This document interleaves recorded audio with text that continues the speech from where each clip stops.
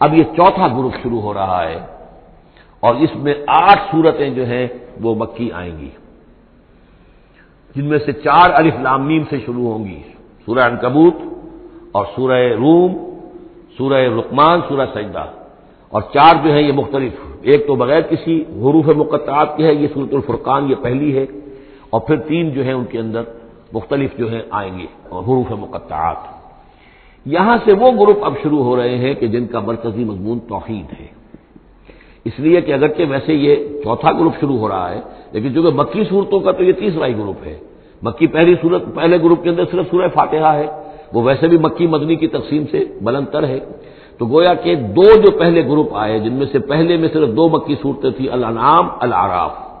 دوسرے میں یہ 14 سورہ یونس سے لے کر مومنون تک، بلکہ وہاں مکی صورتیں۔ اب یہ تیسرا گروپ ہے سورۃ الفرقان سے لے کر اور سورہ سجدہ تک، یہ 8 صورتیں ہیں۔ اس کے بعد مدنی صورت آئے گی سورہ احزاب، اور سورہ احزاب مانوی اعتبار سے جوڑا ہے سورہ نور کا۔ بسم اللہ الرحمن الرحیم، تبارک الذی نزل الفرقان علی عبدہ لیکون للعالمین نذیرا۔ بڑی بابرکت ہے وہ ہستی جس نے کہ الفرقان نازل فرمایا اپنے بندے پر۔ یہ تیسری صورت ہے کہ جس کے مطلع میں پہلی آیت میں حضور کا جو تذکرہ ہے وہ عبد کی نسبت سے ہے۔ سورہ بنی اسرائیل، سبحان الذی اسری بعبدہ لیلا من المسجد الحرام الی المسجد الاقصی۔ سورہ کہف، الحمدللہ الذی انزل علی عبدہ الکتاب، اور یہاں پر اب یہ تیسری صورت ہے تبارک الذی نزل الفرقان علی عبدہ لیکون للعالمین نذیرا، تاکہ ہو جائیں تمام جہان والوں کے لیے خبردار۔ اس قرآن کے ذریعے سے محمد الرسول اللہ کی رسالت ہے جو تا قیام قیامت جاری رہے گی۔ جس کو بھی قرآن پہنچ گیا، حضور کا انذار پہنچ گیا، وہ آیت یاد کر لیجیے سورہ انعام میں آئی تھی، قل اوحی الی ھذا القرآن لانذرکم بہ ومن بلغ، جس کو بھی قرآن پہنچ جائے۔ اب آگے پہنچانا امت کا کام ہے۔ الذی لہ ملک السماوات والارض، وہ کہ جس کے لیے ہے بادشاہی آسمانوں اور زمین کی، ولم یتخذ ولدا، یہ بہت مشابہ ہے سورہ بنی اسرائیل کی آخری آیت سے، اس نے کسی کو اپنی اولاد نہیں بنایا، ولم یکن لہ شریک فی الملک، اور نہ ہی اس کا کوئی ساجی ہے حکومت میں، حکومت کے اختیارات میں، حاکمیت میں، وخلق کل شیء، اور اسی نے ہر شے کو پیدا کیا، وہ خالق ہے تنہا، باقی سب مخلوق ہیں، فقدرہ تقدیرا، اور ہر شے کی پھر اس نے ایک اندازہ مقرر کر دیا ہے، ہر شے کے لیے ایک اندازہ ہے۔ واتخذوا من دونہ آلہۃ، اور انہوں نے اختیار کر لیے ہیں اس کے سوا ایسے آلہہ، ایسے دیوی اور دیوتا، لا یخلقون شیئا وہم یخلقون، جو کسی بھی شے کی تخلیق نہیں کرتے بلکہ وہ تو خود مخلوق ہیں، ولا یملکون لانفسہم ضرا ولا نفعا، اور نہ انہیں اختیار خود اپنے بارے میں کسی برائی کا یا بھلائی کا ہے، نہ کسی اچھائی کا اور نہ کسی برائی کا، ولا یملکون موتا ولا حیاتا ولا نشورا، نہ انہیں اختیار ہے موت کا، نہ اختیار ہے جینے کا، نہ اختیار ہے جی اٹھنے کا۔ وقال الذين كفروا ان هذا الا افك افتراه، اور کہا ان کافروں نے، یا یہ کافر کہتے ہیں کہ یہ کچھ نہیں ہے، یہ قرآن جو ہے یہ گھڑ لیا ہے اس محمد نے صلی اللہ علیہ وسلم، ان هذا نہیں ہے یہ الا افك افتراه ہو، بلکہ ایک افک ہے، گھڑی ہوئی شے ہے جس کو کہ گھڑ لیا ہے اس نے، وعانه عليه قوم آخرون، اور اس میں مدد کی ہے اس کی کچھ اور لوگوں نے، یعنی محمد کو یہ ساری معلومات تو نہیں ہو سکتی تھی، لیکن یہ کہ کچھ اور لوگ ہیں، کوئی نہ کوئی اس نے بنا رکھا ہے، کوئی پینل ہے کہ جو ان کو یہ ساری مدد دے رہا ہے اس تصنیف کے اندر اس کتاب کی۔ قوما آخرون فقط جاؤ ظلما و زورا، تو انہوں نے بڑی ہی ظلم پر اور بڑے جھوٹ کے اوپر کمر کس لی ہے، انہوں نے ایسی بڑی باتیں جو کہی ہیں، یہ گویا کہ بہت بڑا جھوٹ ہے اور بہت بڑا افتراء ہے۔ وقالوا اساطیر الاولین، وہ کہتے ہیں کیا ہے یہ پرانے قصے ہیں، پرانی باتیں ہیں، اکتتبھا، یہ انہوں نے لکھوا لیے ہیں کسی اور سے، اکتتبھا، کتب یکتب لکھنا، اکتتاب باب افتعال ہوگا، کسی سے کچھ لکھوا لینا، اکتتبھا، انہوں نے لکھوا لی ہیں چیزیں، فہی تملا علیہ بکرۃ واصیلا، اور یہ ان کو پھر ڈکٹیٹ کرائی جاتی ہے، املا کرائی جاتی ہے صبح شام، صبح شام کوئی آتا ہے، کوئی شخص ان کو بتاتا ہے، وہ پھر یہ یاد کر لیتے ہیں، اور صبح شام جو کچھ بھی آتا ہے اس کو پھر آ کے ہمیں سناتے ہیں، دھونس جماتے ہیں کہ وہی آئی ہے۔ قل انزلہ الذی یعلم السر فی السماوات والارض، کہہ دیجئے اسے نازل کیا ہے اس ہستی نے جو جانتا ہے ہر چھپی ہوئی شے کو آسمانوں کی اور زمین کی، انہ کان غفورا رحیما، یقیناً وہ بخشنے والا اور رحیم ہے۔ وقالوا ما لهذا الرسول، اور وہ کہتے یہ کیسا رسول ہے، کیا ہوا اس رسول کو، کہتا ہے کہ میں رسول ہوں یاکل الطعام، لیکن کھانا کھاتا ہے، ویمشی فی الاسواق، اور سب بازاروں میں چلتا پھرتا ہے۔ کہیں کوئی چیز آپ خریدتے بھی ہوں گے اپنے گھر کے معاملات کے اندر، یا اس سے پہلے تو آپ کاروبار بھی کیا کرتے تھے، یہ بازاروں میں ہماری طرح چلتا پھرتا ہے، کھانا اس کو کھانے کی حاجت ہوتی ہے، یہ کیسے رسول ہو گیا؟ لولا انزل الیہ ملک، کیوں نہیں کوئی بھیجا گیا ان کی طرف کوئی فرشتہ ہوتا، اڑتا ہوا پروں کے ساتھ وہ نیچے آتا ان کے پاس اور وہ کہتا یہ اللہ کے رسول ہیں، فیکون معہ نذیرا، اور وہ ان کے ساتھ ہوتا، آگے آگے چلتا ان کے، ہٹو بچو جیسے چلتے ہیں یہ اللہ کے رسول آ رہے ہیں، اور وہ خبردار کرتا ہے لوگوں کو ان کے ساتھ مل کر۔ اور یلقی الیہ کنز، یہ وہی باتیں جو سورہ بنی اسرائیل میں آ چکی ہیں، یا ان کو دے دیا گیا ہوتا، ان پر ڈال دیا گیا ہوتا، آسمان سے گر پڑتا ان پر ایک خزانہ، اور تکون لک جنت یاکل منھا، یا پھر ان کے لیے ایک باغ بنا دیا جاتا ہے یہاں اس مکے کی سرزمین میں، وادی غیر ذی زرع میں، جس سے یہ بفراغت کھاتے اطمینان سے، ان میں سے میوے ان کو ملتے۔ وقال الظالمون ان تتبعون الا رجلا مسحورا، اور کہا ان ظالموں نے کہ تم لوگ نہیں پیروی کر رہے ہو، نہیں ان کی باتوں پر دھیان دے رہے ہو، ان لوگ کے جو ہیں صرف ایک سحر زدہ شخص ہے، ان پر تو کوئی جادو ہو گیا ہے، یا کوئی آسیب ان پر آ گیا ہے، تاکہ ان کو یہ نظر آتا ہے کہ کوئی آیا ہے فرشتہ، حقیقت میں کوئی نہیں ہوتا، یہ سحر زدہ شخص ہے۔ انظر کیف ضربوا لک الامثال، اے نبی دیکھیے یہ کیسی مثالیں آپ کے لیے بیان کر رہے ہیں، فضلوا، تو وہ بھٹک گئے ہیں، گمراہ ہو گئے ہیں، فلا یستطیعون سبیلا، اور اب ان کے لیے ممکن نہیں ہے کہ یہ سیدھے راستے پر آئیں، اس لیے کہ اب یہ اس پر اڑ جائیں گے، ضد کریں گے۔ یہ میں آپ کو بتا چکا ہوں، یہ جو دو گروپ اب آ رہے ہیں جو ہم پڑھ رہے ہیں، جن میں سے یہ پہلا گروپ ہے جس کی پہلی صورت ہے، یہ درمیانی 4 سالوں کی صورتیں ہیں، 12 برس ہیں مکی دور کے۔ پہلے 4 سال کی صورتیں بالعموم وہ ہیں جو سورہ قاف سے آگے ہیں، 2 گروپ ہیں وہ آخر میں، منزل 1 ہے، سورہ قاف سے آگے منزل 1 ہے، گروپ 2 ہیں مکی مدنی صورتوں کے، وہ ہیں جو ابتدائی 4 سال کے ہیں۔ یہ 2 ہیں کہ جو درمیانی 4 سالوں کے، جو ہم پڑھ چکے ہیں 16 صورتیں،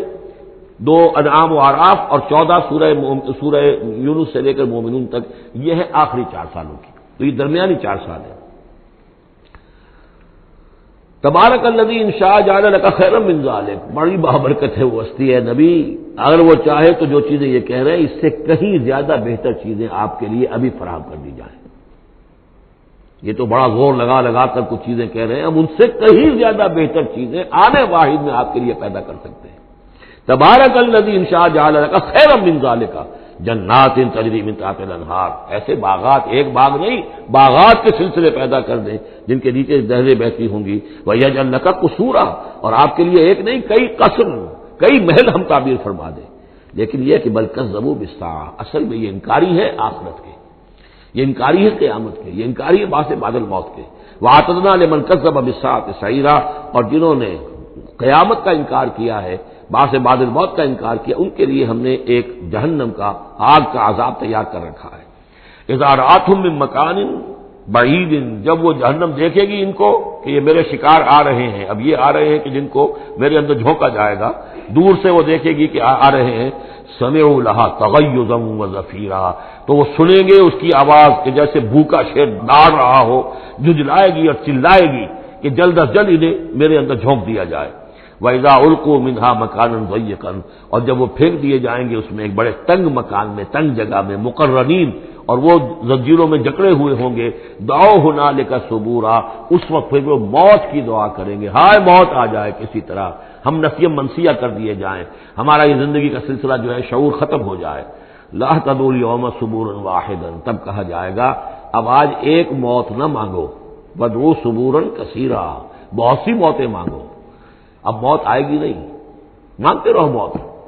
لیکن یہ ہے کہ اب تمہاری یہ زندگی جو ہے تاکہ تمہیں یہ جلن مسلسل رہے، یہ عذاب جو ہے اس کے اندر کوئی شدت میں تخفیف نہ ہو، لہذا موت آ کے تمہیں چھٹکارا نہیں دلائے گی۔ قل اذالک خیر ام جنت الخلد التی وعد المتقون، کہیے کہ کیا یہ انجام بہتر ہے یا وہ باغ، وہ جنت، رہنے کی جنت جو جس کا وعدہ کیا گیا ہے متقی بندوں سے، کانت لہم جزاء و مصیرا، اور وہ ان کے لیے ہوگی بدلہ اور ان کے لوٹ جانے کی جگہ، لہم فیہا ما یشاؤون خالدین، ان لوگوں کے لیے وہاں ہر وہ شے ہوگی جو وہ چاہیں گے اور اس میں رہیں گے ہمیشہ ہمیشہ، کان علی ربک وعدا مسئولا، اور یہ تو وعدہ ہے تیرے رب کا جس کے لیے وہ ذمہ دار ہے۔ اب یاد کیجئے وہ دعا جو سورہ آل عمران کے آخر میں آئی تھی، ربنا وآتنا ما وعدتنا علی رسلک ولا تخزنا یوم القیامہ، پروردگار جو تو نے وعدے اپنے رسولوں کے ذریعے سے ہم سے کیے تھے ان کو پورا فرما۔ اللہ تعالیٰ اپنے وعدوں سے پھرے گا نہیں، اللہ تعالیٰ ان وعدوں کو پورا کرے گا، اور وہ اس کو سمجھتا ہے کہ یہ میری ذمہ داری ہے کہ میں اپنے وعدے پورے کروں۔ وَيَوْمَ يَحْشُرُهُمْ، اور جس دن کہ وہ ان سب کو جمع کرے گا، وَمَا يَعْبُدُونَ مِن دُونِ اللَّهِ، اور جن کو یہ پوجتے تھے اللہ کے سوا، فَيَقُولُ أَأَنتُمْ أَضْلَلْتُمْ عِبَادِي هَؤُلَاءِ، وہ جمع کر لیں گے ان فرشتوں کو بھی جن کو نام کے اوپر بت بنا لیے گئے، یا اور اولیاء اللہ کی ارواح آ جائیں گی، یا انبیاء ہوں گے، حضرت عیسیٰ ہوں گے، یا اور بھی جس کے ساتھ یہ گستاخی اور ظلم کیا گیا ہو، اللہ ان سب کو جمع کرے گا اور پوچھے گا أَأَنتُمْ أَضْلَلْتُمْ عِبَادِي هَؤُلَاءِ، کیا آپ لوگوں نے میرے ان بندوں کو گمراہ کیا تھا؟ اب ہم ضلوا السبیل، یا وہ خود ہی گمراہ ہو گئے تھے، سیدھے راستے سے بھٹک گئے تھے۔ قالوا سبحانک ما کان ینبغی لنا ان نتخذ من دونک من اولیاء، وہ کہیں گے اللہ تو پاک ہے اس سے، اور یہ تو ہمارے لیے تو یہ سرے سے ممکن ہی نہیں، ہمارے لیے یہ کسی طرح روا ہی نہیں تھا کہ ہم تیرے سوا کسی کو اپنے ولی بنا لیں، ہم نے ان لوگوں کو ولی قرار نہیں بنایا۔ ولیکن متعتہم وآباءہم، یعنی یہ کہ جیسے ولایت باہمی ہے، اللہ اہل ایمان کا ولی اور مومن اللہ کے ولی، اللہ ولی الذین آمنوا یخرجہم من الظلمات الی النور، اور الا ان اولیاء اللہ لا خوف علیہم ولا هم یحزنون، تو یہی رشتہ ہونا چاہیے تھا ان معبودوں کے ساتھ اگر وہ برحق ہوتے، کہ وہ اس کے ولی ہوتے اور وہ ان کے ولی ہوتے، لیکن فرمایا کہ یہ ہو ہی نہیں سکتا کہ ہم ان سے کوئی رشتہ استوار کرتے۔ ما کان لنا ما کان ینبغی لنا ان نتخذ من دونک من اولیاء ولکن متعتہم وآباءہم، لیکن اے اللہ آپ نے اس کو ان کو سامان دیا، ساز و سامان انہیں اور ان کے آباء و اجداد کو، اور ان کو فراوانی دی، دولت دی، حیثیت دی، حتیٰ نسوا الذکر، یہاں تک کہ وہ ذکر کو بھول گئے، یاد دہانی کو بھول گئے، ہدایت کو بھول گئے جو ان کو دی گئی تھی۔ وَكَانُوا قَوْمًا بُورًا، اور یقیناً یہ بڑے تباہ ہونے والے لوگ تھے۔ فَقَدْ كَذَّبُوكُمْ، اب اللہ کہے گا ان لوگوں سے دیکھو بھائی تمہارے جو معبود جن کو تم سمجھتے تھے انہوں نے تو تمہیں جھٹلا دیا، بِمَا تَقُولُونَ، جو تم کہہ رہے ہو تمہاری بات انہوں نے رد کر دی۔ فَلَا تَسْتَطِيعُونَ صَرْفًا وَلَا نَصْرًا، تو اب نہ تم لوٹا سکتے ہو اس بات کو اور نہ ہی کوئی مدد ہو سکتی ہے۔ وَمَن يَظْلِم مِّنكُمْ نُذِقْهُ عَذَابًا كَبِيرًا، اور جو کوئی بھی تم میں سے گنہگار ہے اب تو اسے بہت بڑا عذاب مل کر رہے گا۔ وَمَا أَرْسَلْنَا قَبْلَكَ مِنَ الْمُرْسَلِينَ إِلَّا إِنَّهُمْ لَيَأْكُلُونَ الطَّعَامَ، اور اے نبی آپ پہ اعتراض کر رہے ہیں کہ یہ کیسے نبی ہے کھانا کھاتے ہیں، ہم نے نہیں بھیجا آپ سے پہلے مرسلین کو، رسولوں کو، إِلَّا إِنَّهُمْ لَيَأْكُلُونَ الطَّعَامَ، مگر یہ کہ وہ کھانا کھاتے تھے، وہ يَمْشُونَ فِي الْأَسْوَاقِ، وہ بھی بازاروں میں چلتے پھرتے تھے۔ وَجَعَلْنَا بَعْضَكَ لِبَعْضٍ فِتْنَةً، ہم نے ایک کو بعض لوگوں کو بعض کے لیے فتنہ بنا دیا ہے، آزما رہے ہیں۔ اتصبرون، تو اے مسلمانوں اب تم ثابت قدم رہو، صبر کرو۔ وَكَانَ رَبُّكَ بَصِيرًا، اور یقیناً آپ کا پروردگار دیکھ رہا ہے۔ وقال الذين لا يرجون لقاءنا لولا أنزل علينا الملائكة أو نرى ربنا لقد استكبروا في أنفسهم وعتوا عتوا كبيرا، صدق اللہ العظیم۔ سورہ فرقان میں پھر وہی مضمون آ گیا ہے کہ مشرکین مکہ کی طرف سے وہ ایک ہی مطالبہ تھا کہ جو دہرا دہرا کر بار بار سامنے آ رہا تھا کہ کوئی حصی معجزہ دکھایا جائے، کوئی ایسی چیز جس سے کہ بالکل واشگاف ہو جائے، واقعتاً ہم پر عیاں ہو جائے کھل کر کہ واقعی آپ اللہ کے رسول ہیں۔ وقال الذین لا یرجون لقاءنا، اور کہا ان لوگوں نے، یا کہتے ہیں وہ لوگ جو ہماری ملاقات کے امیدوار نہیں ہیں، اسی لیے ان میں سرکشی ہے، لاؤبالیانہ پن ہے۔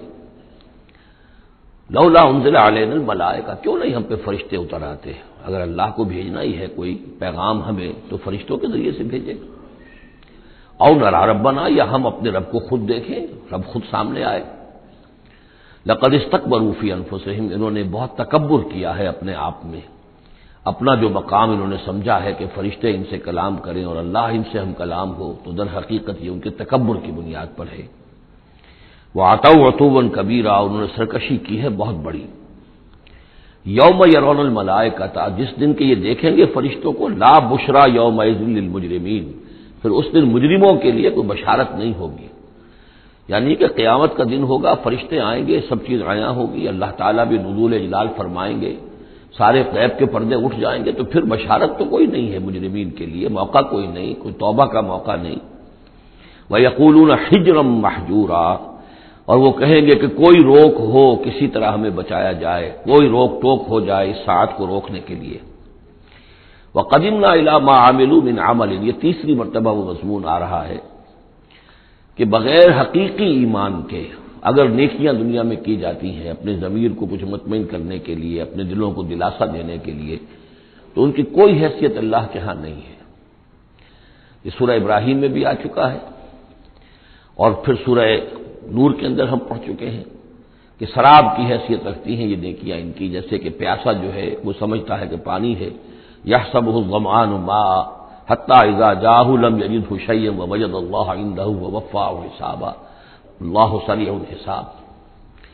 اور یہاں تیسری مرتبہ آ رہا ہے وَقَدِمْنَا إِلَىٰ مَا عَمِلُوا، ہم آگے بڑھیں گے ان کے اعمال کی طرف، ڈھیر لگے ہوں گے، ان کی نیکیاں ہیں، ان کی یہ خیرات ہے، یہ فاؤنڈیشن بنائی تھی، یہ یتیم خانہ کھولا تھا، یہ ہسپتال تھا، یہ تھا وہ تھا، جو حاجی تھے ان کی خدمات تھیں۔ قدمنا الی ما عملوا، اور نقشہ ایسا کھینچا گیا جیسے کہ کوئی آئے اور آگے آگے ٹھوکر مارے، جیسے کہ فٹ بال کو کک ماری جاتی ہے۔ وقدمنا الی ما عملوا من عمل، ان کے وہ بڑے بڑے عمل جس پر انہیں بڑا غرہ ہوگا، بہت سہارا ہوگا کہ ہم بہت کچھ لے کر جا رہے ہیں، ہم اس کی طرف آگے بڑھیں گے۔ فجعلناہ ھباء منثورا، تو ہم اسے کر دیں گے اڑتا ہوا غبار، یعنی وہ جو نظر آ رہا تھا کافی کہ یہاں پہ بڑی نیکیوں کا انبار ہے، معلوم ہوگا غبار تھا اور کچھ نہیں۔ اسی کا وہاں نقشہ کھینچا گیا سورہ ابراہیم میں کہ جیسے ریت ہو، راکھ ہو، اور اس کے اوپر تیز آندھی آئے اور وہ ہوا ختم ہو جائے، کوئی اس کا وجود نہ رہے۔ یہ ہے حقیقت ان نیکیوں کی کہ جو حقیقی ایمان کے بغیر ہوتی ہے۔ نیکی صرف وہی ہے کہ جو اصل ایمان باللہ اور ایمان بالآخرت کے ساتھ ہو، اللہ کی رضا جوئی اور آخرت کی جزا کے سوا کوئی شے مطلوب نہ رہے، کسی درجے میں بھی کوئی اس کے ساتھ اور اپنا مطلوب اور کوئی مقصود شامل ہو گیا، شہرت شامل ہو گئی، یا کوئی اور کوئی لوگوں کے اندر ہر دل عزیزی حاصل کر کے مجھے کوئی الیکشن لڑنا ہے، پھر ان کا مجھے لیڈر اپنے آپ کو بنانا ہے، یا کوئی اور ان کے ووٹ لینے ہیں، کوئی شے بھی شامل اگر ہو گئی تو پھر یہ کہ اللہ کی میزان میں ان کا کوئی وزن نہیں، وہ غبار ہے جو اڑ جائے گا۔ وَقَدِمْنَا إِلَىٰ مَا عَمِلُوا مِنْ عَمَلٍ فَجَعَلْنَاهُ هَبَاءً مَّنثُورًا۔ اصحاب الجنت یومئذ خیر مستقرا واحسن مقیلا، جنت والے لوگ جو ہے وہ اس لوگ ہوں گے بہت اچھے ٹھکانوں میں، اور ان کا جو ہوگا دوپہر کے آرام کی جگہ بہت ہی عمدہ ہوگی، قیلولے کی جگہ۔ وَيَوْمَ تَشَقَّقُ السَّمَاءُ بِالْغَمَامِ، اور یہ ہے وہ قیامت کا نقشہ جس دن کے آسمان پھٹے گا اور کچھ بادلوں کی طرح کی کیفیت ہو جائے گی۔ وَنُزِّلَ الْمَلَائِکَةُ تَنزِيلًا، پھر فرشتوں کو اتارا جائے گا، فوج در فوج فرشتے نازل ہوں گے۔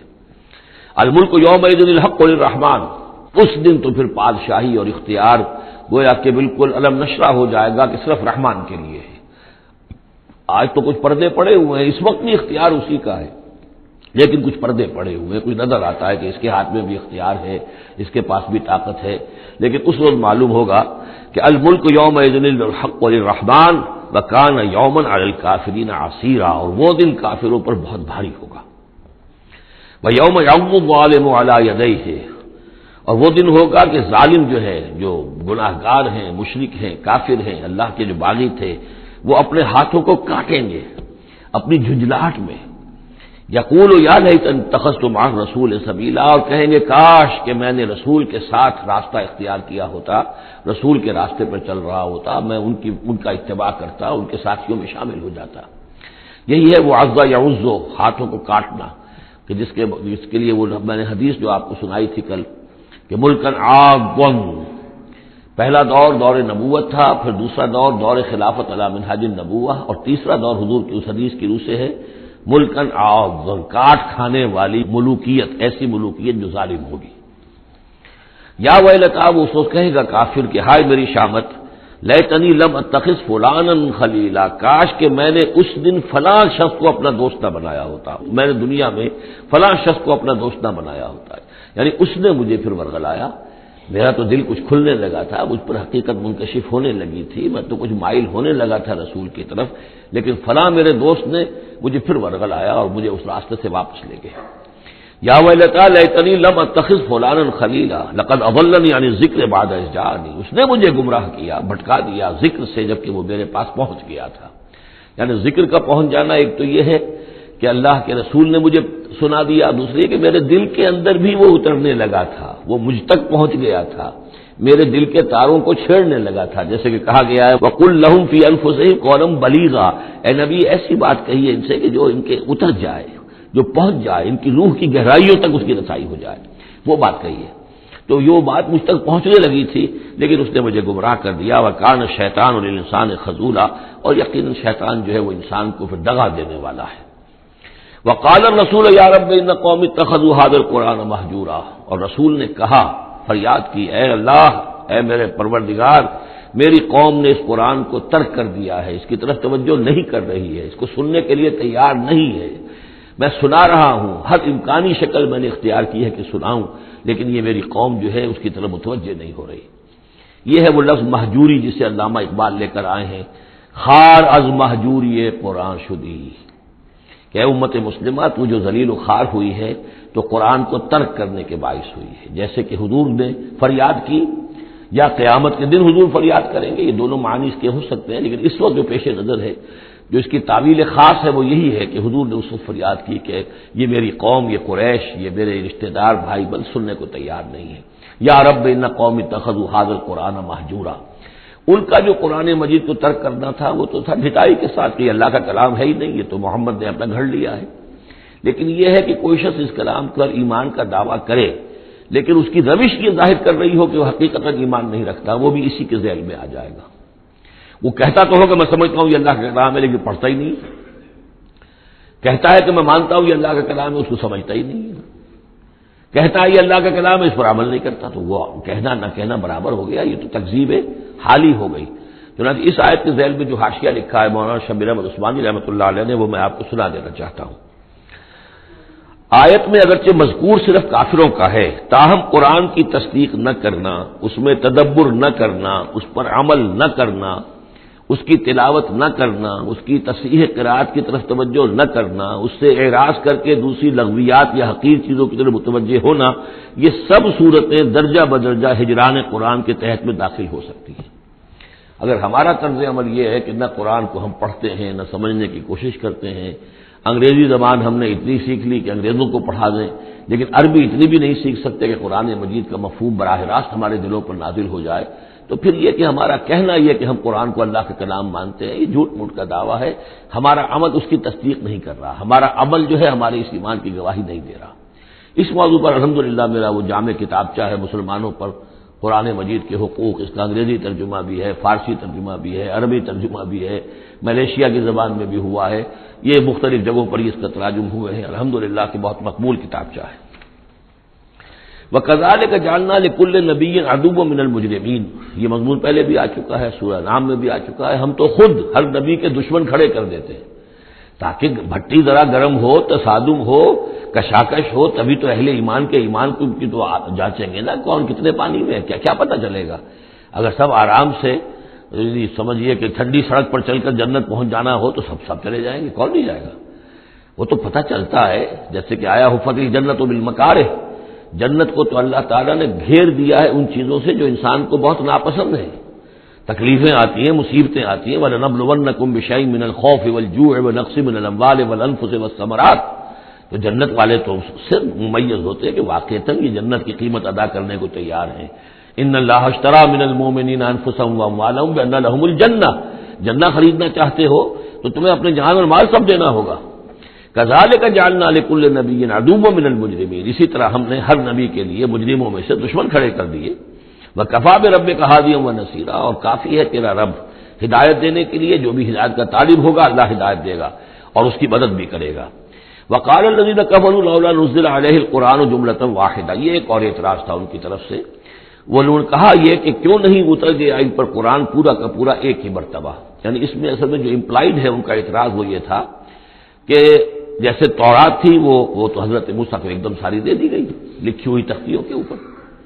یہ جو حضور کہہ رہے ہیں صلی اللہ علیہ وسلم کہ مجھ پر یہ تھوڑا تھوڑا قرآن نازل ہو رہا ہے، تو اس میں مشابہت پیدا ہو گئی ظاہری طور پر کہ جیسے کوئی شاعر ہوتا ہے تو سارا دیوان ایک دن میں تو نہیں وہ لا سکتا، وہ تو تھوڑا تھوڑا ایک غزل کہے گا، قصیدہ کہے گا، پھر کچھ کوشش کرے گا، پھر کوئی اچھی کوئی اور نظم لائے گا، پھر وہ جمع ہو کر دیوان بنے گا۔ تو اس اعتبار سے ان کا یہ اعتراض تھا کہ کیوں نہیں قرآن پورا کا پورا ان پر نازل ہو جاتا۔ کذالک لنثبت بہ فؤادک، یہ ہم نے اس لیے کیا ہے محمد صلی اللہ علیہ وسلم کہ اس کے ذریعے سے آپ کا جی، آپ کا دل اس پر ٹھک جائے. ورتلناہ ترتیلا، یعنی یہ کہ حالات کی مناسبت کے ساتھ ساتھ یہ نازل ہو رہا ہے. اور یہ کہ صرف حضور کا نہیں بلکہ اہل ایمان پوری جماعت،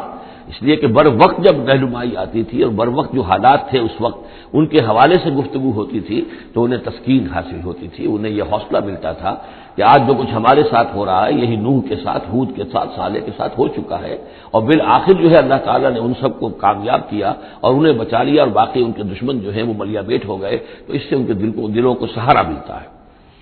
وَلَا يَأْتُونَكَ بِمَثَلٍ إِلَّا جِئْنَاكَ بِالْحَقِّ، اور یہ کوئی بھی اعتراض آپ پر نہیں کریں گے، کوئی بھی مسئلہ آپ کے سامنے پیش نہیں کریں گے مگر یہ کہ ہم اس کے جواب میں حق لے آئیں گے آپ کے پاس، ان کو پورا جواب مل جائے گا. وَأَحْسَنَ تَفْسِيرًا، اور بہترین تشریح ہم کھول کر دیں گے. الذین یحشرون علی وجوہہم الی جہنم، وہ لوگ کہ جو اپنے منہ کے بل، اوندھے منہ جمع کیے جائیں گے جہنم کی طرف.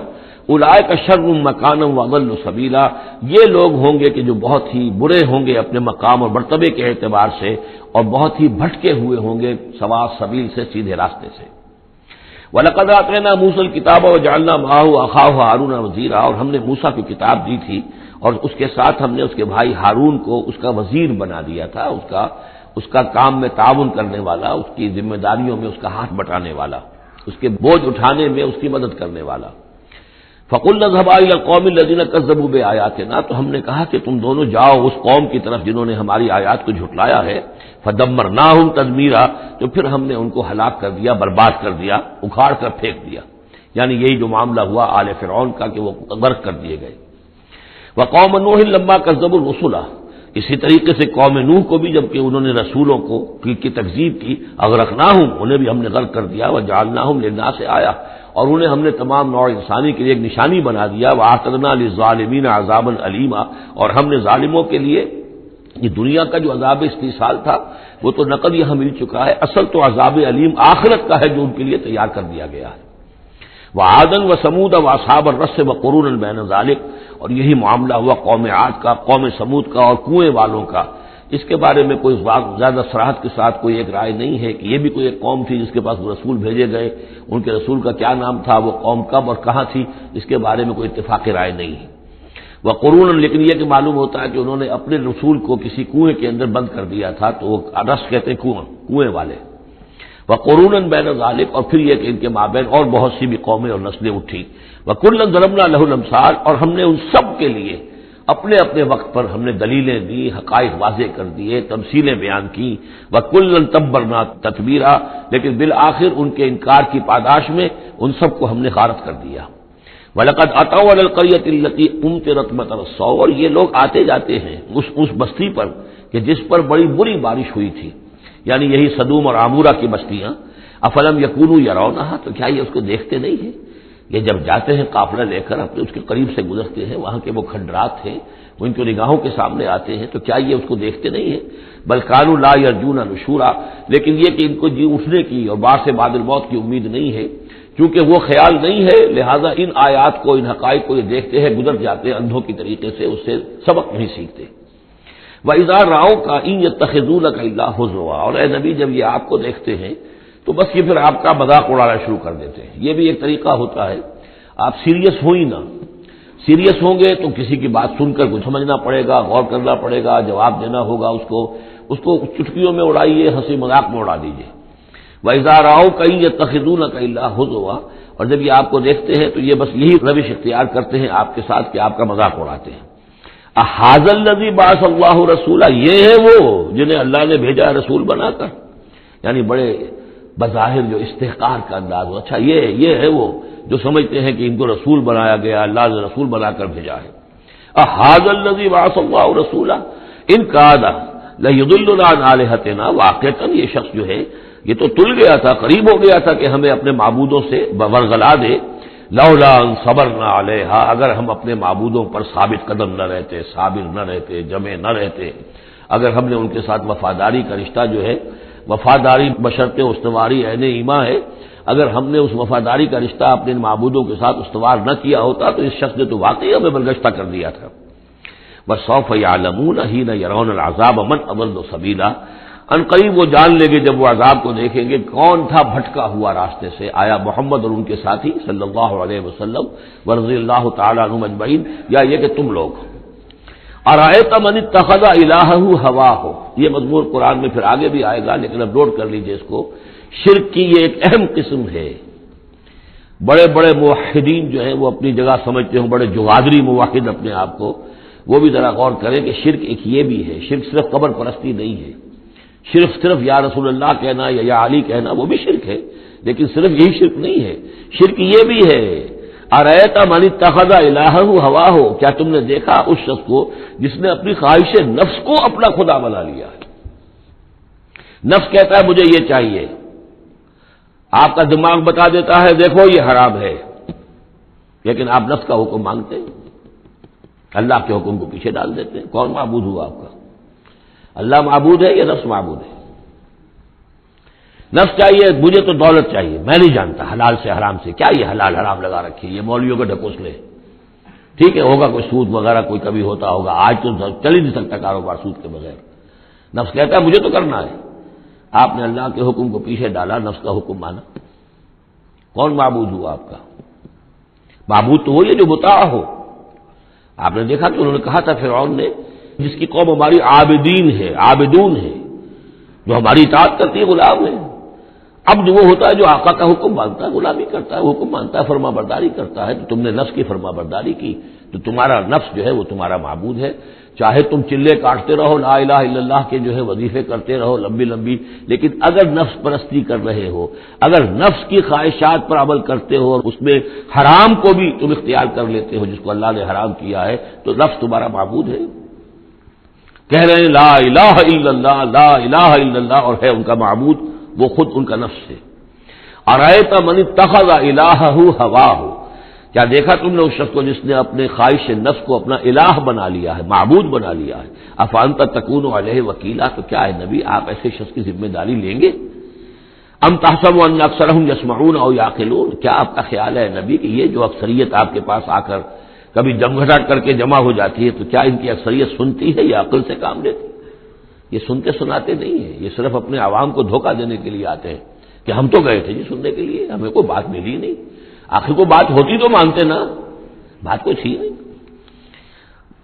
اتحسب ان اکثرهم یسمعون او یعقلون انہم الا کالانعام، نہیں ہے یہ مگر صرف چوپایوں کے مانند،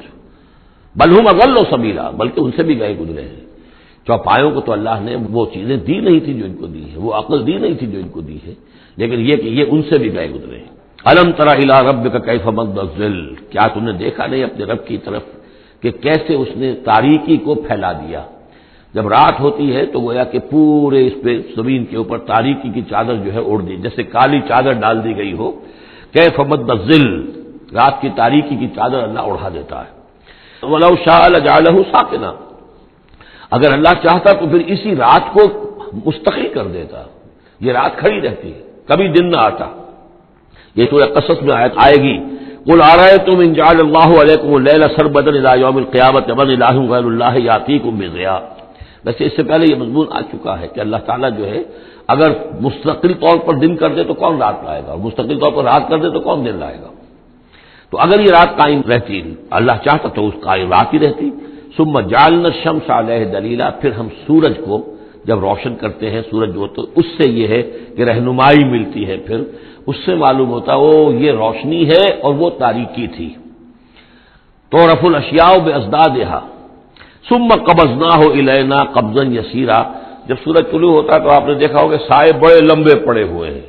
پھر رفتہ رفتہ سورج اوپر ہونا شروع ہوا اور سایہ سمٹنا شروع ہوا، گویا کہ کوئی کھینچ رہا ہے، تنابیں کھینچ رہا ہے، ان کی یہ سائے جو ہیں اب سمٹ کر آ رہے ہیں، پھر ہم ان سایوں کو، ان تاریکوں کو، ذل کو اپنے قبضے میں لے لیتے ہیں، گھسیٹ لیتے ہیں۔ ثم قبضناہ الینا قبضا یسیرا وهو الذی جعل لکم اللیل لباسا، اور وہی ہے اللہ جس نے کہ تمہارے لیے رات کو بنا دیا ہے اوڑھنا، والنوم سباتا، اور رات کو بنا دیا ہے آرام اور استراحت، وجعل النہار نشورا، اور دن کو بنا دیا ہے نکل کر پھیلنے کی اور دنیا میں اور جو کام کرنے ہیں اس کے لیے مناسب ماحول بنا دیا۔ وهو الذی ارسل الرياح بشرا بین یدی رحمتہ، اور وہی ہے کہ جو بھیجتا ہے ہوائیں بشارت دیتی ہوئی اس کی رحمت کے آگے آگے، رحمت باران رحمت، باران رحمت کے آنے سے پہلے پہلے آگے آگے اسے ٹھنڈی ہواؤں کے جھونکے آتے ہیں. وَأَنزَلْنَا مِنَ السَّمَاءِ مَاءً طَهُورًا، اور ہم نے اتارا آسمان سے پانی جو کہ بڑا پاک ہے اور پاکی حاصل کرنے کا ذریعہ ہے. جب پانی برستا ہے تو سب سے پہلے تو فضا کو پاک کرتا ہے، صاف کرتا ہے. اس کے جتنے بھی گرد و غبار ہے، جو پالوشن ہے، اس سب کو بارش جو ہے اس کو صاف کرتی ہوئی نیچے لے آتی ہے، اور پھر اس کو لے جا کر سمندر کے اندر ڈال کر، اور پھر ڈسٹیلیشن وہاں سے شروع ہوتا ہے، اور وہ سارا گند وغیرہ جو ہے وہ سمندروں کے اندر رہ جاتا ہے، اور پھر بالکل صاف بخارات جو ہیں، بالکل صاف پانی جو ہے وہ اوپر جاتا ہے. تو یہ سائیکل ہے جو چل رہا ہے. اور یہ پانی ہی پھر اللہ تعالیٰ نے دنیا میں طہارت کے لیے ذریعہ بنا دیا ہے، صفائی کے لیے، پاکی کے لیے. مان طہورا لنحیی بہ بلدۃ میتا، تاکہ ہم زندہ کریں اس کے ذریعے سے ایک مردہ آبادی کو، مردہ علاقے کو، مردہ زمین کو. ونسقیہ مما خلقنا انعاما وناسیا کثیرا، اور پھر ہم وہ پانی پلاتے ہیں اپنی مخلوقات میں سے جو بہت سے چوپائے ہیں اور بہت سے انسان ہیں. تو یہ پانی کا جو سائیکل چل رہا ہے، اس سے ایک طرف صفائی ہوتی ہے، فضا کی صفائی، زمین کی صفائی. اشخاص اور افراد بھی پھر اپنی صفائی نہانے دھونے کے لیے استعمال کرتے ہیں. اس کو ہمارے ہاں کہا جاتا ہے یونیورسل کیریئر. پانی کہیں کنزیوم نہیں ہوتا باڈی کے اندر، یہ جسم کے اندر یہ وہاں بھی ایک سرکولیشن کا ذریعہ بنا ہوا ہے، خون کو سرکولیٹ کرنے کا، اور اسی کے ذریعے سے جو بھی وہ چیزیں ہیں کہ جو میٹابولزم کے جو نتائج ہیں کہ جن کو نکالنا جسم سے ہوتا ہے، وہ کہیں گردے کے ذریعے سے، کہیں وہ پھیپھڑوں کے ذریعے سے وہ چیزیں نکلتی ہیں. تو در حقیقت یہ پانی کا کام صفائی ہے، ہمارے جسم کے اندر بھی یہ صفائی کا کام کرتا ہے. وَلَقَدْ صَرَّفْنَا بَيْنَهُمْ لِيَذَّكَّرُوا، اور اس کو ہم نے گردش میں رکھا ہوا ہے لوگوں کے مابین. یہ پانی گردش، یہ جو میں نے عرض کیا تھا اس سے پہلے بھی، واٹر سائیکل جو ہے کہ یہ پہاڑوں کے اوپر جا کر جو ہے یہ اوور ہیڈ ٹینکس بن جاتے ہیں، یہ گلیشیئر سے بڑے بڑے کروڑ ارب ٹن جو ہے اس وہاں پر وہ برف پڑی ہوئی ہے، وہ پانی ہے. اب یہ کہ اگر آپ کو سٹور کہیں کرنا پڑتا ہے اتنا پانی، تو کس طرح کے سٹور بناتے اور کیسے ٹینک بناتے، لیکن وہ پانی وہاں پہ رکھا ہوا ہے. اوور ہیڈ ٹینکس ہیں، کتنی اونچائی پر ہے. اب کوہ ہمالیہ کے اوپر جو ہے تو گویا کہ ہماری اس سطح سے 6 میل اوپر ہے وہ، اب وہاں پر وہ پانی ہے پڑا ہوا ہے. اب وہ اپنی اسی کشش ثقل جو ہے زمین کی، اس کے تحت وہ پھر پانی پگھل رہا ہے، نیچے آ رہا ہے، آتا ہوا وہ سمندر میں پہنچ جاتا ہے، پھر وہاں سے اس کی وہ ویپرس بن کر اوپر جاتے ہیں. صرفنا بینہم، ہم نے اسے گردش میں رکھا ہوا ہے لوگوں کے مابین، لیذکروا، تاکہ وہ اس سے نصیحت اخذ کریں. فابا اکثر الناس الا کفورا، لیکن اکثر لوگ انکاری ہیں، وہ تو سوائے کفران نعمت کے کوئی اور روش اختیار کرنے کو تیار ہی نہیں ہے. وَلَوْ شِئْنَا لَبَعَثْنَا فِي كُلِّ قَرْيَةٍ نَذِيرًا، اگر ہم چاہتے تو ہر بستی میں ایک نذیر بھیج دیتے، لیکن ہمارا قاعدہ یہ ہے کہ ہم بستیوں کے مرکزی مقام پر، یہ آ جائے گا اگلی صورت کے اندر جا کر، کہ یہ ایک مرکزی مقام میں ہم رسول بھیجتے رہے، یہ نہیں کہ ہر بستی میں بھیج دیں. وَلِكُلِّ قَوْمٍ هَادٍ، ہر قوم کے لیے تو ہے، لیکن یہ کہ ہر بستی میں ہو، اب یہ نہیں ہے. اللہ تعالیٰ کا طریقہ یہ ہے کہ جو بھی علاقہ ہے، جو اس کا ثقافتی، علمی، تہذیبی، سیاسی مرکز ہے، اس میں رسول کو بھیج دیا، کیونکہ باقی لوگ در حقیقت انہی کے متبعین ہوتے ہیں، انہی کے فالوورز ہوتے ہیں، انہی کی پیروی کرنے والے ہوتے ہیں. فَلَا تُطِعِ الْكَافِرِينَ وَجَاهِدْهُمْ بِهِ جِهَادًا كَبِيرًا، تو اے نبی آپ ان کافروں کی بات مت مانیے. دیکھیے اطاعت دو معنی میں ہے. اطاعت ایک تو یہ کہ کسی نے حکم دیا اور آپ نے اس کی بات مان لی، یہ بھی اطاعت ہے کسی نے مخلصانہ انداز میں آ کے مشورہ دیا، دیکھو محمد اتنی سختی نہ کرو، یہ تم اپنی قوم کے ساتھ لڑائی مول لے رہے ہو، کیا فائدہ ہوگا، قوم ڈیوائیڈڈ ہو جائے گی. اور سوچ لو ہمارے جو قبیلے کی کوئی اگر عرب کے اندر کوئی دھاک بیٹھی ہوئی ہے تو اس لیے کہ ہمارا قبیلہ مجتمع ہے. اب اس طریقے سے تم نے جو معاملہ کر دیا، بھائی کو بھائی سے کٹوا دیا اور والدین سے بیٹوں کو جدا کر دیا، تو اس کا کیا معاملہ، اس سے بہتر ہے صلح جوئی ہونی چاہیے، اور مل جل کر کوئی بات کیجیے ایسی کہ جس سے صلح ہو جائے، کچھ آپ اپنی منوا لیں، کچھ ان کی مان لیں. اس قسم کا باقاعدہ کردار جو ولید بن مغیرہ کا کردار یہی تھا، اور وہ یہی چاہتا تھا کہ کسی طریقے سے یہ تصادم ختم ہو اور کسی طرز کے اوپر کو مصالحت ہو جائے. تو بار بار جو کہا جاتا ہے فلا تطع الکافرین، تو کیا مانی، حضور کون سے کافر کی اطاعت کرنے کے لیے آمادہ تھے. لیکن ایسی بات ایسی ہوتی ہے کہ جس کے بارے میں کسی وقت جب کہ آدمی کسی شدید دباؤ میں ہو تو بربنائے طب بشری ہو سکتا ہے کہ طبیعت جو ہے کچھ اس کی بات سننے کی طرف تو مائل ہو ہی جائے، جیسا کہ ہم سورہ بنی اسرائیل میں پڑھ چکے ہیں. وَإِن كَادُوا لَيَفْتِنُونَكَ عَنِ الَّذِي أَوْحَيْنَا إِلَيْكَ لِتَفْتَرِيَ عَلَيْنَا غَيْرَهُ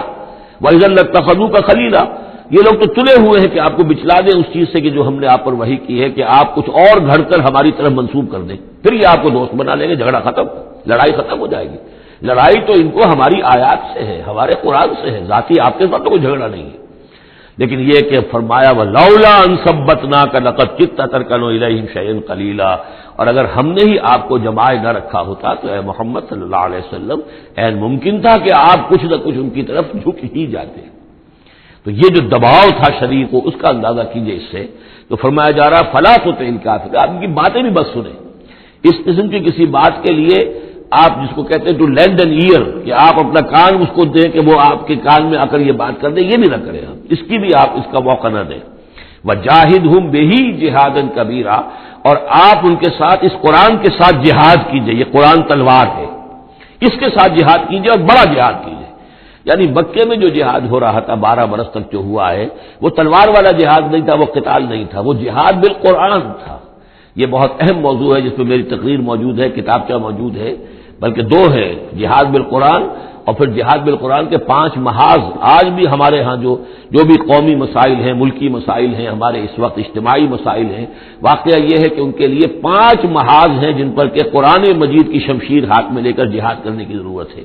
اب اس وقت ظاہر بات ہے کہ اس کا موقع نہیں ہے، لیکن یہ کہ اس اعتبار سے کہ ایک انقلابی جد و جہد، اللہ کے دین کو قائم کرنے کی جد و جہد میں دعوت قرآن کے ذریعے سے، تربیت قرآن کے ذریعے سے، تزکیہ قرآن کے ذریعے سے، یہ ساری چیزیں ہم پڑھتے چلے آ رہے ہیں۔ تبشیر قرآن کے ذریعے، انذار قرآن کے ذریعے، تذکیر قرآن کے ذریعے،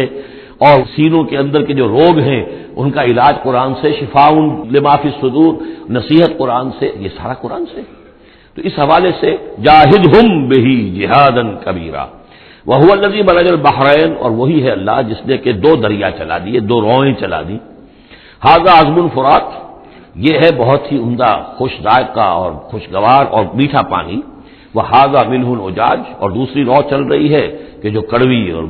نمکین پانی کی ہے۔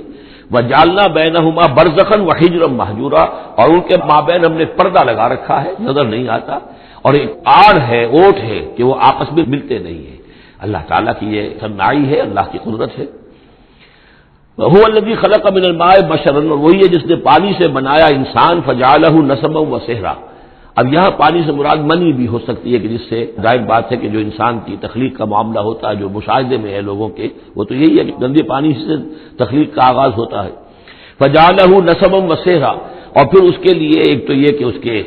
اس کے آباء و اجداد ہیں، نسب ہے اس کی، اور ایک سحرن سسرالی رشتے، بیوی کے حوالے سے بھی۔ اب ظاہر بات ہے کہ جو ساس اور سسر ہے وہ بھی ایک طرح کے والد اور والدہ ہی ہے، یہ بھی گویا کہ اللہ تعالیٰ نے ان کو وہی رتبہ عطا کیا ہے، اور اس طریقے سے رشتے جڑتے چلے جاتے ہیں۔ ورنہ تو یہ ہوتا کہ ایک ہی خاندان کے رشتے جو ہیں وہ چلے جا رہے ہیں اور آئسولیٹڈ ہونے تھے خاندان، لیکن یہ کہ جب یہ رشتے ہوتے ہیں شادی بیاہ سے تو وہ خاندانوں کے مابین ناطے بن جاتے ہیں، رشتے ہیں اور ناطے ہیں، اور اس طریقے سے تانا بانا جو ہے اس میں نوع انسانی کو اللہ تعالیٰ نے بن رکھا ہے۔ فَجَعَلَهُ نَسَبًا وَسِحْرًا وَكَانَ رَبُّكَ قَدِيرًا، اور آپ کا رب جو ہے وہ سب قدرت رکھنے والا ہے۔ وَيَعْبُدُونَ مِن دُونِ اللَّهِ مَا لَا يَنفَعُهُمْ وَلَا يَضُرُّهُمْ، اور وہ بندگی کرتے ہیں اور پرستش کرتے ہیں اللہ کے سوا ان کی جو نہ انہیں کوئی نفع پہنچا سکتے ہیں اور نہ نقصان۔ وَكَانَ الْكَافِرُ عَلَىٰ رَبِّهِ ظَهِيرًا، اور یہ کافر لوگ جو ہیں یہ اپنے رب کی طرف پیٹھ کیے ہوئے ہیں، انہوں نے ادھر تو پیٹھ کی ہوئی ہے، ادھر توجہ کرنی ہی نہیں۔ وَمَا أَرْسَلْنَاكَ إِلَّا مُبَشِّرًا وَنَذِيرًا، اور نہیں بھیجا ہم نے آپ کو مگر مبشر اور نذیر بنا کر، جو بھی حق کا راستہ اختیار کریں ان کو بشارت دیجیے، راح و ریحان و جنت النعیم، اللہ کی مغفرت اور رحمت کی بشارت، اور جو لوگ اس کو رد کر دیں، انکار کر دیں، ان کو خبردار کر دیجیے کہ پھر جہنم تمہارے لیے تیار ہے۔ قُلْ مَا أَسْأَلُكُمْ عَلَيْهِ مِنْ أَجْرٍ إِلَّا مَنْ شَاءَ أَنْ يَتَّخِذَ إِلَىٰ رَبِّهِ سَبِيلًا، ان سے کہہ دیجیے کہ میں نے تم سے آج تک کوئی اجرت نہیں مانگی، میں نے کبھی تم سے، میں جو تمہیں یا قرآن سناتا ہوں، یہ جو شاعر لوگ آتے ہیں قصیدے پڑھتے ہیں تو کچھ انعام چاہتے ہیں، یہ سامر جو آتے ہیں جو کہانیاں سناتے ہیں راتوں کو، سامرن بہی تہجرون جو ہے، تو اس کا معاملہ کیا، وہ بھی تم سے انعام، میں نے کبھی تم سے کوئی مانگا ہے؟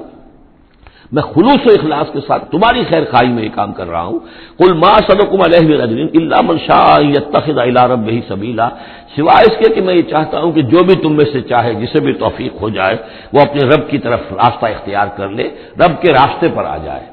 گویا کہ میرا تو اگر کوئی اجر بھی ہے تو یہی ہے، مجھے اگر کوئی شے تمہاری طرف سے مطلوب ہے تو بس یہی مطلوب ہے کہ تم سیدھے راستے پر آ جاؤ، مجھے اور کچھ اپنی ذاتی کوئی منفعت، میری کوئی ذاتی غرض نہیں۔ وتوکل علی الحی الذی لا یموت، اور اے نبی آپ توکل کیے رکھیے اسی ہستی پر کہ جو الحی ہے، الحی القیوم، جو کہ زندہ ہے اور زندہ جاوید ہے، الذی لا یموت، جسے کبھی مرنا نہیں ہے، جس پر کبھی موت وارد نہیں ہوگی، وسبح بحمدہ، اور اس کی حمد کے ساتھ آپ تسبیح کیجئے، وکفی بہ بذنوب عبادہ خبیرا، اور اپنے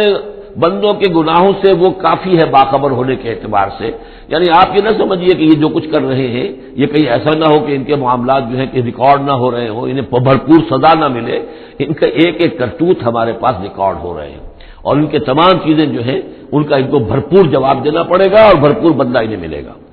الذی خلق السماوات والارض وما بینہما فی ستۃ ایام، وہی کہ جس نے پیدا کیا آسمانوں اور زمین کو اور جو کچھ کہ ان کے مابین ہے 6 دنوں میں. ثم استوى علی العرش، پھر وہ متمکن ہو گیا عرش پر، تخت پر. الرحمن، وہ رحمان ہے. فاسأل بہ خبیرا، تو ذرا پوچھو، کوئی ہے کہ جو اس کی خبر رکھتا ہو، جو اس کے بارے میں معلومات رکھتا ہو، ان سب سے پوچھو اس رحمان کی صفات کیا ہیں، اس رحمان کی شان کیا ہے. جاؤ تم تلاش کرو. یہ جو کبھی ہم پڑھا کرتے تھے ہائی اسکول میں ہمارے زمانے میں کہ مجھ کو ہے تیری جستجو، مجھ کو تیری تلاش ہے، خالق میرے کہاں ہے تو، مجھ کو تیری تلاش ہے. تو ایک ارج ہے انسان کے اندر، وہ محسوس کرتا ہے کہ کوئی تو ہے جس نے مجھے پیدا کیا ہے. اب میں کیسے تلاش کروں، کہاں ملوں، کہاں ملے گا، کیسے اسے بات ہو سکتی. فاسأل بہ خبیرا، تو جاؤ ایسے لوگوں کو تلاش کرو کہ جو اس کے ساتھ کچھ آشنائی رکھتے ہوں، جو اس کے جاننے والے ہوں، جس کی کوئی دوستی ہو، اور ان کی صحبت اختیار کرو. کونوا مع الصادقین، تو یقیناً تمہیں جو ہے اللہ تعالیٰ کی معرفت حاصل ہوگی. وَإِذَا قِيلَ لَهُمُ اسْجُدُوا لِلرَّحْمَٰنِ، اور جب ان سے کہا جاتا ہے کہ سجدہ کرو رحمان کو، قالوا ابر رحمان، کیونکہ یہ رحمان کے لفظ سے بدکتے تھے، یہ صرف اللہ کا لفظ استعمال کرنا چاہتے تھے. رحمان جو ہے، یہ جو مشرکین مکہ تھے یہ کہتے تھے یہ نام تم کہاں سے لے آئے ہو، یہ ہمارے لیے قابل قبول نہیں ہے. قالوا ابر رحمان، ان کا یہ رحمان کون ہے. انسجد لما تأمرنا، کیا ہم سجدہ اسے کریں جس کا تم ہمیں حکم دے رہے ہو.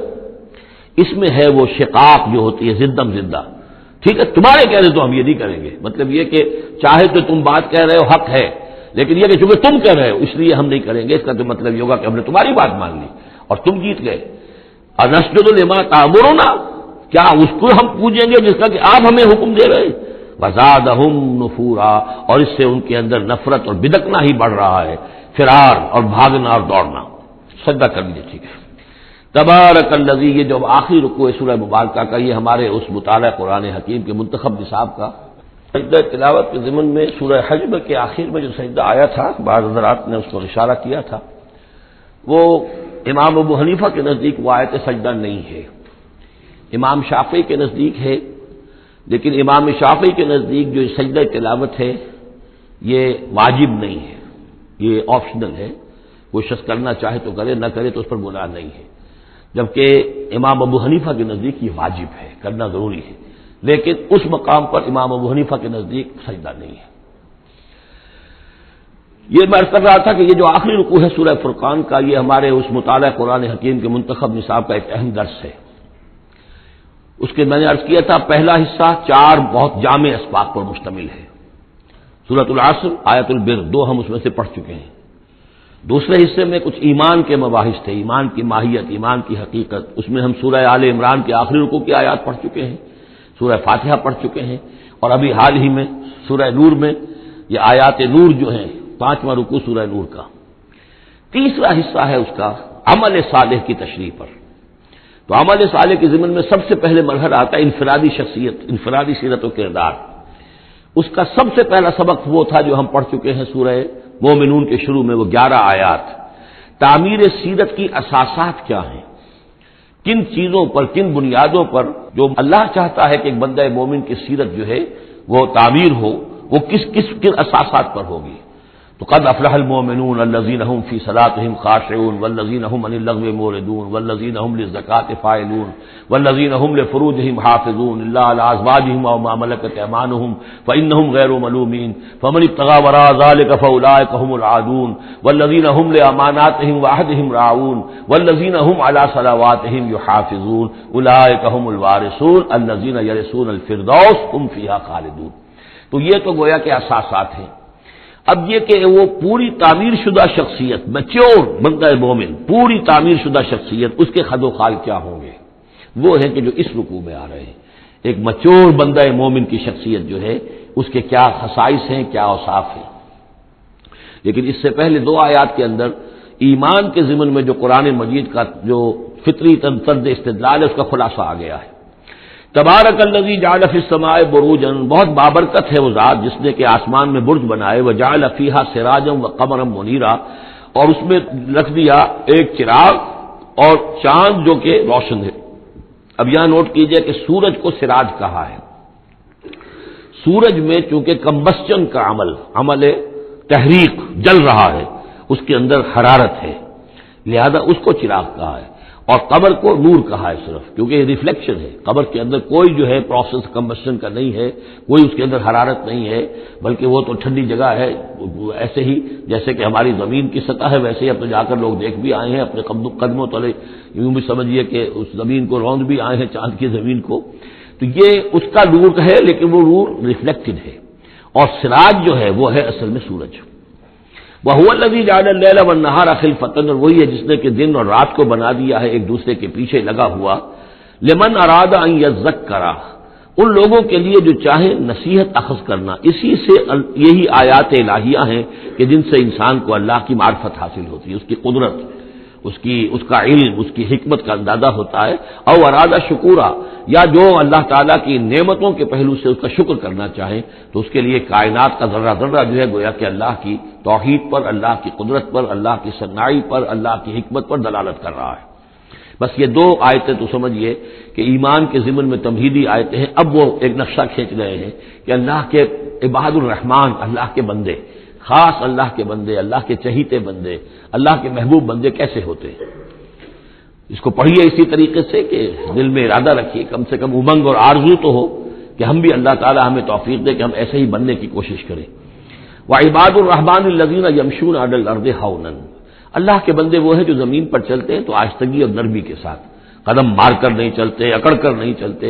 بلکہ یہ کہ معلوم ہوتا ہے فروتنی کے ساتھ چل رہے ہیں. اور یہ اپنے آپ کو آقا نہیں سمجھتے، مالک نہیں سمجھتے، بلکہ غلام سمجھتے ہیں. اللہ کے غلام ہیں، عباد الرحمن ہیں، اللہ کے بندے ہیں، تو غلاموں کی طرح چلتے ہیں، وہ اکڑ کر نہیں چلتے. وَإِذَا خَاطَبَهُمُ الْجَاهِلُونَ قَالُوا سَلَامًا، ایک ان کا وصف یہ ہے کہ جب جاہل لوگ، اجڑ لوگ، مشتعل مزاج لوگ خامخواہ ان سے الجھنا چاہیں، بحث و مباحثے میں انہیں جو ہے وہ خامخواہ الجھانا چاہیں تو وہ کہتے ہیں سلام. وہ الجھتے نہیں ہیں، بحث و تمہیز کے اندر نہیں. جب وہ دیکھتے ہیں کہ ایک شخص بحث پر اتر آیا، وہ اب بات سمجھنا نہیں چاہتا، اس کے اوپر ضد جو ہے وہ مسلط ہو چکی ہے، تو اب خامخواہ اس کے ساتھ وہ الجھے رہنا، جس کو ہم کہتے ہیں ہمارے ہاں وہ پنجاب میں یہ سینگ پھنسا کر آدمی جو ہے وہ اپنا وقت ضائع کرے، اس کا بھی وقت ضائع کرے، کوئی فائدہ نہیں. میچور آدمی یہ کہ دیکھے اگر تو واقعی یہ بات سمجھنا چاہ رہا ہے تو سمجھائے، نہیں سمجھنا چاہتا، اس کی اصل میں نیت ہی نہیں ہے، تو پھر خامخواہ اس کے ساتھ الجھنے کا فائدہ نہیں. والذین یبیتون لربہم سجدا وقیاما، اور وہ لوگ کہ جو راتیں بسر کرتے ہیں اپنے رب کے لیے سجدے اور قیام میں. یہاں وہ بات بہت واضح ہو گئی. جہاں تک 5 فرض نمازیں ہیں وہ تو فرض ہیں، وہ تو تعمیر سیرت کی بنیادیں ہیں، ان کی تو مداومت کرنی ہے. والذین هم علی صلواتہم یحافظون،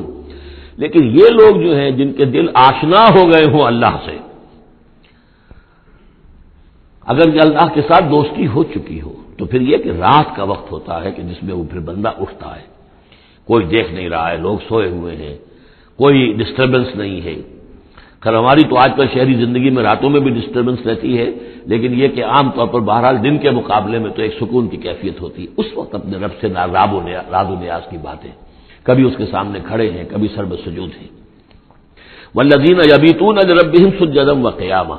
والذین یقولون، اور وہ کہتے رہتے ہیں سب کے باوجود، ربنا اصرف عنا عذاب جہنم، اے رب ہمارے عذاب جہنم کو ہم سے پھیر دے، دور کر دے. یہ سورہ نور میں بھی ہم نے پڑھا تھا کہ وہ ساری شخصیت جو ہے بیان کرنے کے بعد وہ اس کے بعد بھی لرزاں و ترساں رہتے ہیں. یوما تتقلب فیہ القلوب والابصار، ڈرتے رہتے ہیں اس دن کے خیال سے کہ جس میں نگاہیں اور دل الٹ دیے جائیں گے قیامت کے دن سے. ان عذابھا کان غراما، یقیناً اس کا عذاب جو ہے وہ چمٹ جانے والی شے ہے. انہا ساعت مستقر و مقامہ، پروردگار وہ جگہ جہنم جو ہے یقیناً بہت بری جگہ ہے، مستقل قیام کے لیے بھی اور تھوڑی دیر کے لیے بھی. جو میں نے عرض کیا تھا کہ دنیا میں بری سے بری جگہ بھی جو ہے اس میں بھی آپ تھوڑی دیر کے لیے جائیں گے تو ریکریشن ہو جائے گی چینج کی وجہ سے، اور اچھی سے اچھی جگہ جو ہے اس میں بھی مستقل رہنا پڑے تو پھر اس کے اندر کوئی حسن اور کوئی جو ہے دلچسپی باقی نہیں رہے گی. تو اس کے بجائے جو جنت کا تصور دیا جا رہا ہے، جنت اتنی اچھی جگہ ہے کہ مستقل طور پر رہنے کے باوجود اس کی دلچسپیوں میں، اس کی رعنائیوں میں کوئی کمی نہیں ہوگی. اور جہنم اتنی بری جگہ ہے کہ ایک لحظے کے لیے بھی کسی کا قدم وہاں گیا تو وہ اپنی پوری جو ہے سختی اس کے اوپر ظاہر کر دے گی. والذین اذا انفقوا لم یسرفوا ولم یقتروا وکان بین ذلک قواما، اور وہ لوگ جو خرچ کرتے ہیں تو نہ تو وہ اسراف کرتے ہیں اور نہ ہی بخل سے کام لیتے ہیں، بلکہ اس کے بین اعتدال جو ہے واقعہ یہ ہے کہ دنیا کا مشکل ترین کام ہے، توازن اور اعتدال. ظاہر بات ہے یہ لوگ جو میچور ہیں، سمجھدار ہیں، اب ان کے ہاں یہ ہوگا کہ ان کے اس خرچ کرنے کے معاملے میں بھی اعتدال ہوگا. والذین لا یدعون مع اللہ الہا آخر، 3 کبیرہ گناہ وہ ہیں جیسا کہ ہم نے پڑھا ہے سورہ نساء میں بھی، ان تجتنبوا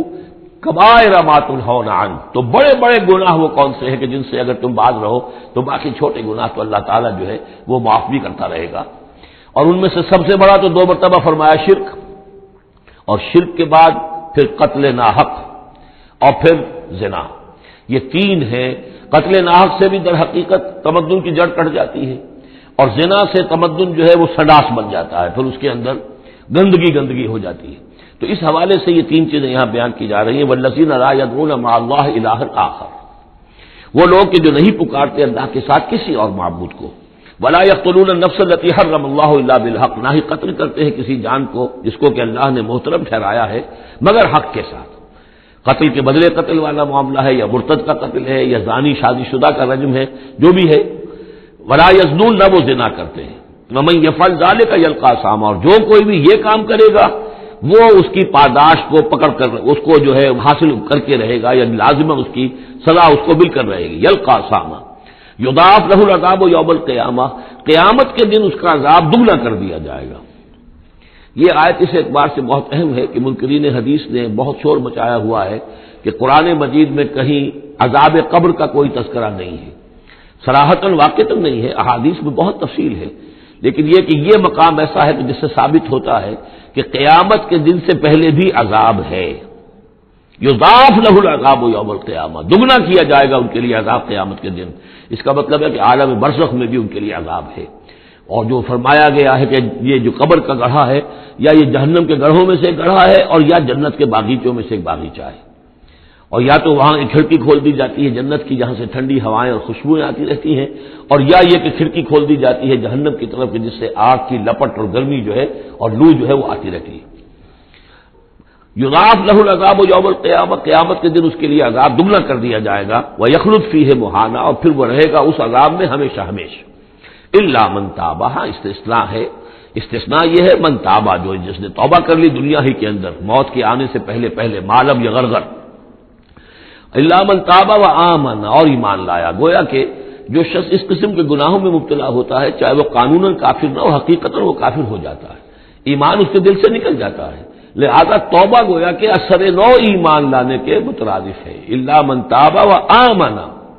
وعمل عملا صالحا، اور وہ پھر عمل کرے نیک. فاولئک یبدل اللہ سیئاتہم حسنات، تو ایسے لوگوں کی برائیوں کو اللہ تعالیٰ نیکیوں سے بدل دیتا ہے.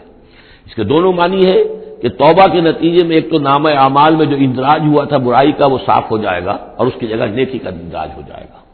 اور یہ معنی بھی ہے کہ زندگی میں اس دنیا میں توبہ کے نتیجے میں اخلاق جو ہے وہ پاک صاف ہو جاتے ہیں، دامن اخلاق کے دھبے دھل جاتے ہیں، اور انسان کا جو دامن کردار ہے پھر صاف شفاف ہو جاتا ہے.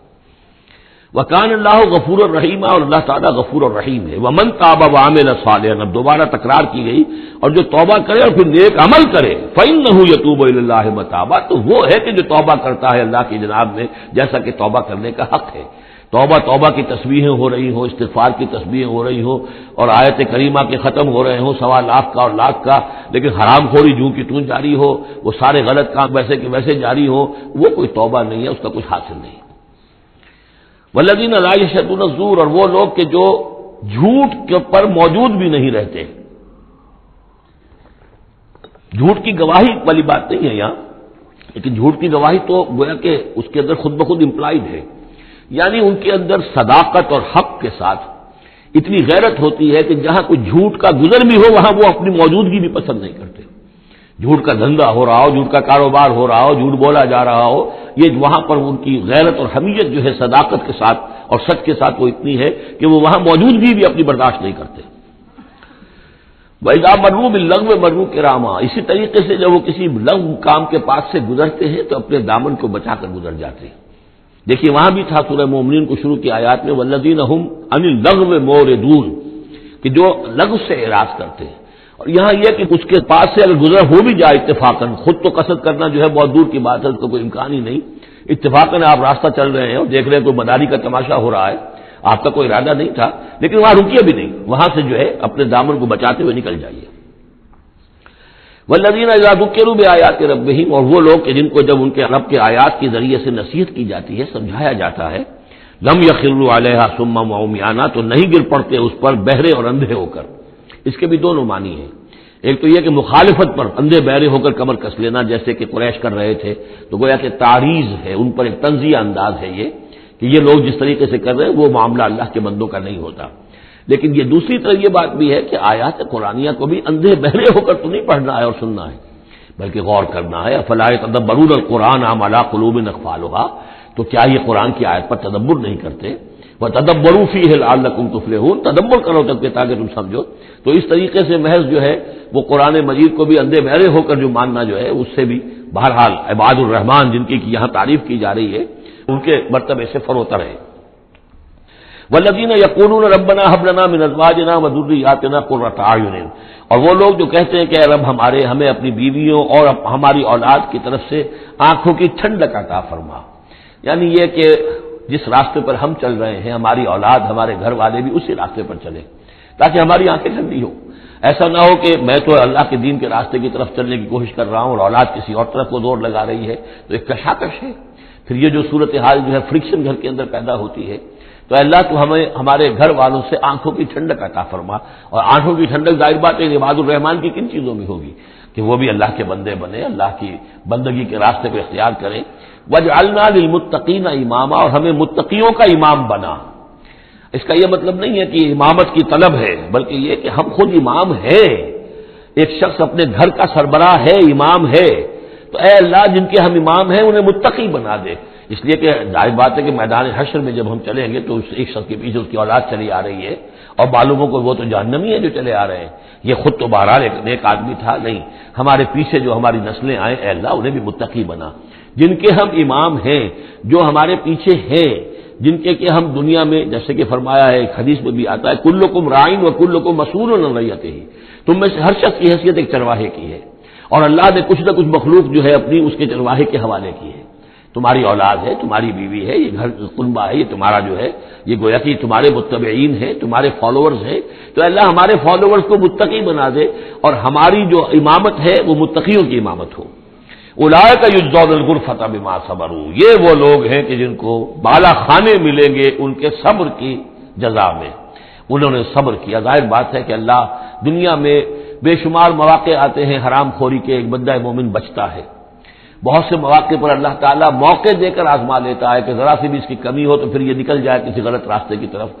انسان جو ہے صبر کرتا ہے، جذبات کو روکتا ہے، اپنی خواہشات کو روکتا ہے، شہوات کو تھامتا ہے، ان تمام چیزوں کو سنبھال کر یہ سب گویا کہ پوری زندگی صبر ہے۔ تو بما صبر اولئک یجزون الغرفۃ بما صبر، یہ وہ لوگ ہوں گے کہ جنہیں بدلے میں ملیں گے بالا خانے جنت کے ان کے صبر کے عوض۔ وَيُلَقَّوْنَ فِيهَا، ان کا استقبال کیا جائے گا وہاں جنت میں ان بالا خانوں میں تحیۃ و سلاما، سلام کے ساتھ اور دعاؤں کے ساتھ۔ خالدین فیہا، وہ رہیں گے اس میں ہمیشہ ہمیش۔ حسنت مستقرا و مقاما، بہت ہی عمدہ ہے وہ جگہ، مستقر کے طور پر بھی، مستقل قیامگاہ کے طور پر بھی، اور مقامہ تھوڑی دیر کے لیے بھی۔ تو یہ وہ ایک کنٹراسٹ ہے، جہنم کو فرمایا ساعت مستقرا و مقاما، اور جنت حسنت مستقرا و مقاما۔ قل ما یعبأ بکم ربی، اے نبی ان سے کہہ دیجئے میرے رب کو تمہاری کوئی پرواہ نہیں ہے، یہ نہ سمجھو کہ میں تمہارے پیچھے اپنے آپ کو ہلکان کر رہا ہوں، تو میرے رب کو کوئی تمہاری ضرورت ہے؟ میری یا میرے رب کی کوئی ضرورت اٹکی ہوئی ہے تمہارے بغیر، وہ بات پوری نہیں ہوگی؟ یہ چھپر تم ہی اٹھاؤ گے تو اٹھے گا ورنہ اٹھ نہیں سکتا، یہ نہ سمجھو۔ قل ما یعبأ بکم ربی لولا دعاؤکم، اگر نہ ہوتا تمہیں پکارنا۔ اللہ نے یہ بات اپنے ذمے لی ہوئی ہے کہ تمہیں خبردار کر دیا جائے۔ اللہ تعالیٰ وما كنا معذبین حتی نبعث رسولا، ہم عذاب نہیں بھیجتے رہے جب تک کہ رسول کو نہ بھیج دیں، اس لیے مجھے بھیج دیا ہے، میں لگا ہوا ہوں اس کے حکم سے، میں تمہاری گلیوں میں بھی تمہیں سنا رہا ہوں، تمہارے گھروں میں جا کر تم سے بات کر رہا ہوں، اکیلے اکیلے بھی بات کر رہا ہوں، ڈنکے کی چوٹ بھی کر رہا ہوں، لیکن یہ نہ سمجھو کہ کوئی اس میں میری غرض ہے یا میرے رب کی کوئی ضرورت ہے۔ قل ما یعبأ بکم ربی، میرے رب کو تمہاری پریشاں کے برابر کوئی وقت تمہاری نہیں ہے اس کے نزدیک، لولا دعاؤکم، اگر نہ ہوتا تمہارا پکارنا، فقد کذبتم، تو دیکھو تم نے جھٹلا دیا ہے، فسوف یکون لزاما، اب عنقریب یہ تمہارے ساتھ چمٹ کر رہے گا، یعنی یہ کہ اس کا جو عذاب ہے، اس کی جو پاداش ہے وہ تمہیں مل کر رہے گی۔ بارک اللہ لی ولکم فی القرآن العظیم ونفعنی وإیاکم بالآیات والذکر الحکیم۔